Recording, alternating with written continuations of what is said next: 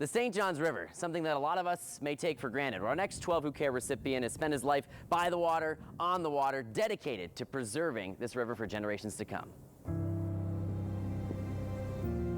When you look out at this river, what is it about it that has made you want to put so many years of your life into protecting it, saving it? Well, you know, I grew up right along the St. Johns, close by, and spent a lot of time as a kid. So, I mean, this was a playground for me. We would fish, we would swim, we started water skiing, and so it was a place that we went to really get away from things and have a good time. That playground turned into a lifelong passion for Jimmy Orth, but he wasn't always so environmentally conscious. I actually had a girlfriend that kind of introduced me to conservation. Yeah, she took me actually to the 20-year anniversary of Earth Day. And I was like, wait, there's something here I need to look more into. Jimmy's relationship with the girlfriend may not have lasted, but the desire to work for protecting the environment certainly did. Honestly, when I graduated with my master's degree from the University of North Florida, just happened to be this organization was looking for its first executive director, and I was fortunate enough to be selected. And then you just stuck around, huh? I mean, you must have liked it.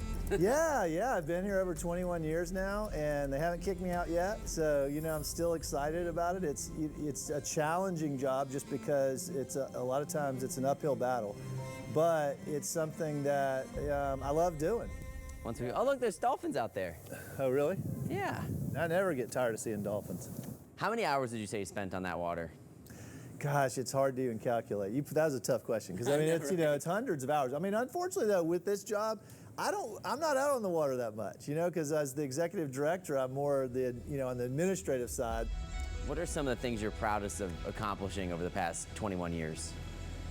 You know, there's a lot of things. I mean, I think early on, I think what really I was proud of is when we won a major lawsuit right when I first started to force the federal government and the state to enact more stringent nutrient standards. And we were able to work with the city to craft a legislation to have a fertilizer ordinance in Jacksonville and what's called a Florida-friendly landscaping ordinance. And what we've seen over the years since then is we have seen the frequency of algae blooms and the intensity of them has decreased somewhat. We haven't seen those major algae blooms where literally the whole river will turn green.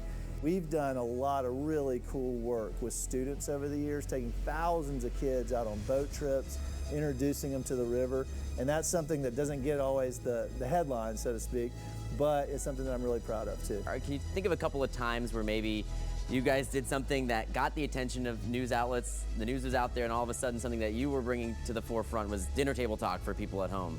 We got a report from some guy fishing off of a little canal off the Ortega River and said, man, there's a lot of stuff in here that shouldn't be in this canal. Condoms and all kinds of plastics floating. We were like, there's no way. Where would all that come from? So I literally got my canoe because we couldn't get our boat up into the canal. And I got the media in my canoe and took them up into the canal to see this problem. And what it ended up being is JA had a broken pipe that was discharging all this stuff. The media picked up on it, the public was outraged about it, and it ended up in a positive thing for the river. To know that it's worth fighting for this river and that you just can't quit. Jimmy was selected as a 12 Who Care honoree for spending more than 2 decades advocating for all the people, birds, fish, and more who call the 310 miles of the St. Johns River and 9,000 square miles in the watershed home. Well, Jimmy, it's that point where it is my honor to present you with the 12 Who Care honoree.